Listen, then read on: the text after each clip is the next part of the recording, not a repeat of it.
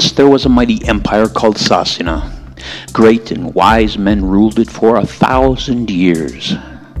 They lived in friendship with the old races of the earth. There were the elves of the Fae and the wild men of the Squatch. There were the dwarves and the other races of the earth that dwelt beneath stone in the Dwimmerdark.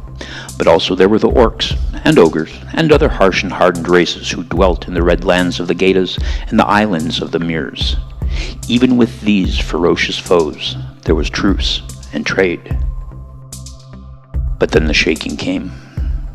None knew why or from where, but it came in the dark of the late night. At first it was but a trembling, but it rapidly grew. Before anyone could do anything, it came and it wrought its cleansing. Huge fissures opened in the earth and waves traveled through the ground as though the dirt was water. It swept away roads, it collapsed and swallowed grain storehouses, it awoke waves in the rivers and lakes and oceans, and it smashed the fleets against the trees. Crops were ruined, storehouses were flooded, and herds drowned in the sudden inrush of water as the land changed its very face. Now, all natural disasters are followed by famine and disease, but this time it was something else. This unnatural disaster brought something with it. The withering it was named, for that was what became of its victims. They withered away to skin and bones, sometimes in mere moments. It took the young and old without prejudice, and fully 9 of every 10 people died to its horrors. It was as though the great rips in the earth let loose some malady, a vapor, or a disease, a thing we had never seen before. But then came the real horrors. The dead rose up from the earth. Some were mostly whole, but many were skeletons and the risen victims of the withering. Yet worse, if one were attacked by the risen dead, one could be infected as well and become one of them. Moreover, the land seemed to now twist life itself as giant spiders and many other horrors stalked the night and ambushed by day.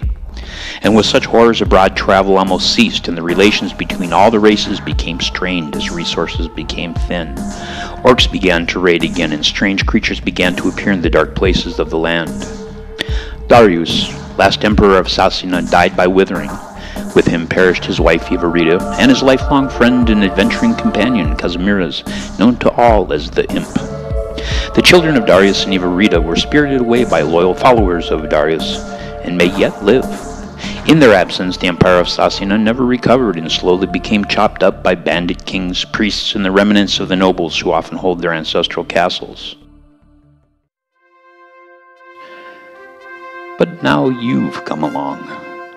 A simple peasant from the village of Kurd, a nobody who's lost their only family. But fate is a strange god, for with a single discovery you will take up the destiny of your people. Now you must gather your resources, recruit your followers, research ancient magical knowledge, and build your army from a ragtag band to a force capable of uniting the land.